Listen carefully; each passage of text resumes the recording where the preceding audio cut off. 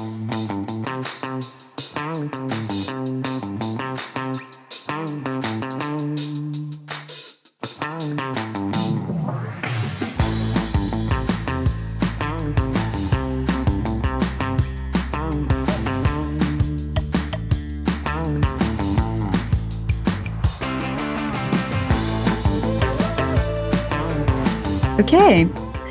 Hello and welcome to CheckProof's Breaking Ground podcast. I'm Anju Kanasagi and I am your host for today.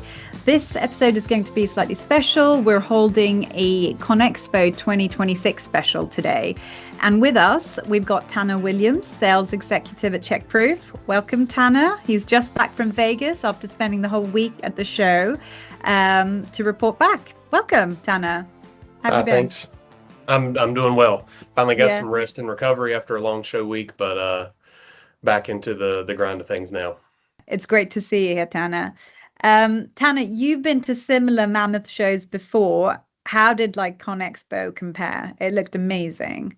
Yeah, I mean, I think for larger mining or construction materials aggregate shows, ConExpo is one of the key ones across the world. So rivals in size to things like Bauma over in Germany.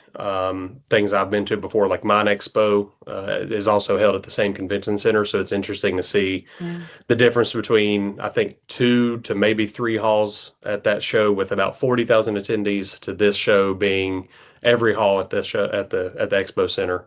All of the outdoor parking lots being filled with equipment and closer to 150,000 attendees. So That's crazy. it's something to be awed at. I mean, describe it a bit. How can you walk it in a week? You can, but that would be very intentional. I think coming in at the outside lots alone, you can spend 2 days there. And then the West Hall, I think, gets its own day. The Central Hall definitely gets its own day. And then the North Hall where we were at, I would say probably connecting that in the South Hall in like a day and a half. So if you were intentional with it, you made a plan, I think you could get across. But yeah, it's a lot of walking. I think we all hit our steps goals for the week there. What was the max amount of steps in one day? Oh man, I think on just Tuesday alone, I think I was pushing 15, 16,000. So, if you had to pick 3 trends for this year at CONEXPO, what would you say they were? Yeah, I mean, I think number one, obviously kind of buzzwords that have been around similar shows over the last several years, one of those being AI operations, updated designs in AI, new functionality with AI, taking it from kind of an infancy stage to, it's a cool, interesting product to how does it actually implement and help on a daily basis. We're starting to see that with both plant operations, but also heavy equipment operations, which I think was something that we talked about a lot, at our booth, and then as well as when you went to the major manufacturers, they were finding ways to use it and actually have it make a meaningful difference. So that, along with automation processes for your operations, finding the best way to kind of have oversight automation while still involving the day-to-day worker implementation. I had a conversation with a guy, a very, very good conversation, and he said, AI is great, but this is one of the industries that it'll never fully replace, right? That's kind of a big talking point throughout the world today, which is people wondering what AI will replace in the future, what type of jobs and stuff. Fortunately for us, AI will never be able to fully replace the mining, aggregates, construction materials industry. It'll always need hardworking people on the front lines. So I think blending how the people that are there use those tools was a huge factor of this show. And then just new technology in general. What is available? How does it implement? What does it cost? How much value does it bring to my operation? Is it something that's nice to have versus is it something that we cannot go on without? So could you is there any specific booth that comes to mind that sort of really displayed this well? Yeah, I mean, I think being outside, so the parking lot situation outside, and specifically around the yellow iron areas, is always a great pull in at this show. I heard tales that one of the manufacturers actually brought in thousands of tons of special dirt that was meant to be less dusty for those live demonstrations and things. So that area always has a crowd, Yeah. and I think we all say no matter how old we are, how long we've been in the industry, seeing those big machines do work always draws a crowd from 14 to 70 years old. So Yeah. I think the outside exhibits there were phenomenal. Phenomenal. What about the smaller sort of machines at our quarry? Yeah, I mean, again, we had several people stop by the booth. So just as some background, we had a small RC quarry running at our booth. So we had a live working jaw crusher that is about the size of a medium-sized table, I guess. We had a RC loader that was feeding it. So we had several people stop by and say that that was actually their favorite booth to be at. That was their favorite thing to see. That's brilliant. We handed the remote around, let people test their operator skills on a smaller scale versus the larger machines, obviously. But again, for everything from the 12 to 14-year-old uh, kids that were there, all the way up to operators that had 40 years of experience. It was like, hey, let me try my hand at that, right? So it Love it. Love it. we get older, we never stop playing with toys, though. No, true. Um, so interesting innovation that comes to mind that was prominent during the show. Yeah, I mean, I think for us personally, or for myself personally, what I found was um, innovation and really implementation was a key factor. So like for Mm, us, what was very interesting was I feel like a majority of people was actually interested on the kind of plant aspects of their operations versus the rolling stock or the mobile equipment, okay. which is always interesting to see because at a show of this size and a show of this caliber, obviously the Yeah. big machine manufacturers get a lot of attention. Everybody loves the big haul trucks and the loaders and the dozers. Um, but what kind of a common theme emerged, at least in the conversations that I had, was those you can have $10 million worth of brand new yellow iron fleet that is beautiful, that is well maintained, that is running at a high level.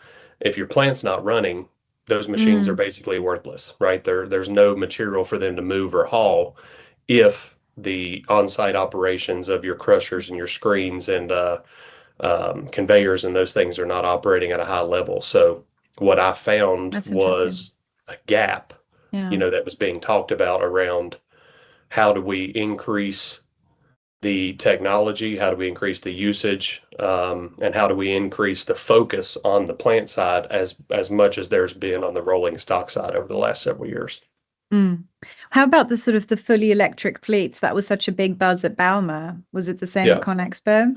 There was mention there of it. Obviously, it's something that has continued to be looked at, but I think personally, from what I saw walking the show, it was actually more on the autonomous side was a Ah, focus there. So definitely, some companies had variants of electric fleet, and that still is something that is being talked about. But what we've actually seen at customers of ours, as well as people I talked to there at the show, the autonomous fleet side is been very, very focused on for two reasons. One, obviously, you look at a safety perspective, right? We see throughout the year, especially if you're involved with MSHA, which most of our customers are, they have a basically an update system on unfortunate accidents or incidents that have happened throughout the year. And a lot of times that does involve heavy equipment and rolling stock. And unfortunately, when there's injuries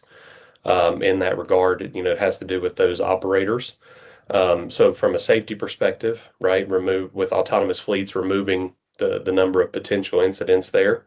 But then, the other side of it, again, none of these things can run on their own. So I think a big focus was on, yes, rolling out autonomous fleet. One of our bigger customers in the U.S. has a site that is fully autonomous.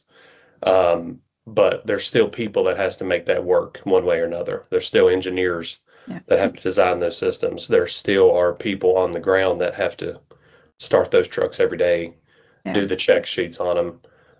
make sure the fluids are good, and then, make sure that they're ready to run. So, Mm. Yeah. And Hannah, there was like real buzz around our booth this year. What was a key theme did you feel that emerged from conversations that you had with people visiting the booth? yeah, I mean, like I said, the plant aspect of finding ways to make the plant operate at a higher level and increase the visibility that you get across a plant. It's an interesting spot we're in now where those technologies, right, crushers and screens and conveyors have been around since the turn of the century of the 1900s, basically. And so, how to kind of reinvent the wheel in that way, make it Yeah. operate better. Um, Another aspect I think that we noticed at the booth was increased safety procedures, and this kind of goes along with I think another theme of the show that we heard from some of the stages, um, which was we all I think every company would admit they have very high standards when it comes to safety programs. Every major company has SOPs and things that they look to implement and things to follow. Um, but the interesting part and what we spent a lot of time talking about was how do you actually implement that? How do you get it across to the ground? Yeah. How do you make sure that your SOPs are actually being done the way that they're supposed to be, Yeah. and that you're getting the result that you want? So, Yeah. Actually, yeah. that takes me to my next question. I mean, there was a lot of stage speakers this year, and there was the whole new groundbreakers stage. But which sessions and speakers excited you the most? Whether sort of was there a recurring theme that you felt was like there throughout the show? Yeah, I mean, I think I was able to sneak over a few times and catch parts of certain talks, more of others. Obviously, it was a busy week for us, and Yeah. walking around making sure we were doing what we need to do. On one hand, obviously, equipment manufacturers and people like that, they're talking about, what I mentioned earlier, how technology is being involved into their operations, their applications. But one thing that I saw, so a friend of ours, a customer of ours at Beaver Excavating, a woman named Katie Woodhall, actually gave a great talk at the groundbreaker stage. Her talk was focused on safety. Was she made great points on kind of what I just mentioned, like the implementation phase. How do you take an amazing safety structure, amazing SOPs, amazing baseline, and actually get it implemented across to the on-site users, and have the effect that you want it to have. So seeing that, having the conversations that we had, obviously that's where CheckProof can come in, with a lot of the customers that we had talks with was, here is a system to help implement and to help get involved. So those conversations around safety, the conversations around equipment implementation, and I think it's a general talk every year at these shows, which is all of these things cost a lot of money, rolling stock and plant. Nothing is cheap. So, Yeah. how do we best protect our investment? How do we get the most out of our investments? And how do we make Yeah. them last a long time? So, And for those that didn't attend ConExpo, what do you think the key things is that you'd want them to take away from this sort of episode? yeah, I think number one, it's just a phenomenal get together, phenomenal grouping Yeah. of the industry, right? We had conversations with people that had been in this industry for 40 plus years, that have seen so many different variations of technology, have seen so many different variations of how things work. What was really fun to see was those people being there that have an 18 to 22-year-old child that is now coming into the industry, right? And so they're walking the show together, and Nice. stopping at a booth and having a conversation, seeing a second generation come through is always great to see. But for those not able to go, it's one of those situations where there's something for everybody there. I think a Yeah. lot of times people kind of wonder, what do I get out of the show? If even if you're not a decision maker, or you're not a person that's there looking to buy a new piece of equipment, understanding the tech, understanding the tools that are out there, um, seeing different ways of accomplishing a same goal, creating ideas. Most Mm. of our conversations at the booth was just we would give an explanation of how CheckProof works and what we aim to do with it, and then a customer would say, um, that's interesting. Can it sneak over to this thing? I've Mm, had issues with this in the past. Can it kind of cover this in a way? yeah. Everybody there brings value, and I think there's enough there to give everybody some value too. And what do you think we'll see more of between now and the next big show season? I think personally, number one is continued rollout, right? So one customer of ours said to us that he can actually enjoy his weekends now because of the check proof being involved at that site. And that has led to, now it's leaving that pilot plant and is rolling out across the nation for this specific customer. I think that's happening not only with our technology, but with several things, which is getting there on site, seeing the advantage of it. It's great to have conversations like this, Mm, but it makes a difference when you see something in person on the equipment manufacturer side, on both plant components as well as heavy equipment. Um, Seeing the thought process that they put into their new technology. I have friends at a company that builds crushing units, mobile and fixed crushing units, and spending some time with them, went to their booth and heard what their customers were talking about. That again, crushing units have been around for hundreds of years, but yeah. somehow there still is these new developments, right?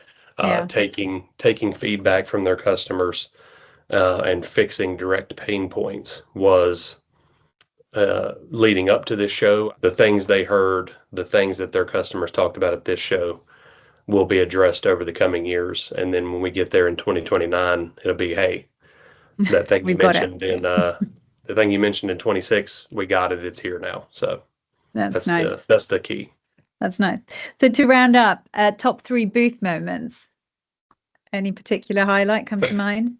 I think I kind of touched on it briefly earlier, but seeing the next generation be there at the show, um, especially with our small RC model booth, right? It was cool to let a dad and his son both operate our RC loader, and then have that feedback, and hear a dad look at his probably 14-year-old son and say, "You're only a couple of years away from doing this in real life. I've been doing this for years and years and years," and seeing the smile on the face that brought both parties to see the investment into an industry like this and see. I did the same thing when I was younger. I looked at my dad working in this industry and envied it, and looked forward to my opportunity to get into the industry. So now that I'm here and enjoying it myself, it was fun to see that passover, right? That comes down Yeah. from one to the other. Um, yeah, I think kind of lastly, the booth itself, as along with some of the events outside of the booth, is always what makes these shows fun. Okay, so Tanner, if you were to sum up ConExpo 2026 in one sentence, what would that be? One word that comes to mind from the conversations I had was collaboration. One sentence, or one, the general idea around that is, bouncing and sharing ideas off of each other in a way that can never be replicated. I mean, um, listening to other companies, talking with partners, talking to people that we know, hearing what they're thinking about, hearing what they're doing, seeing what companies are out there, and how they've looked at the market and tried to find an area that needs to be fixed. Um, just collaboration across the board, which is how we move forward in the industry. Like I mentioned earlier, the things that were talked about at 2026 will be there at 2029. And I know there will be hundreds, if not thousands, of people that go back in 2029 that say, there was that thing that I saw, there was that thing that we talked about, there was that pain point that has now been fixed. And so I think these shows are how that continue to get done. I look forward to some of the other larger shows we have coming in the future, as well as being back in Las Vegas in 2029 for this. That's great to hear. Well, with that, we're going to wrap up this episode. Thanks so much, Tanner. And thank you for listening to the Breaking Ground podcast. See you next time. Thanks. Thanks.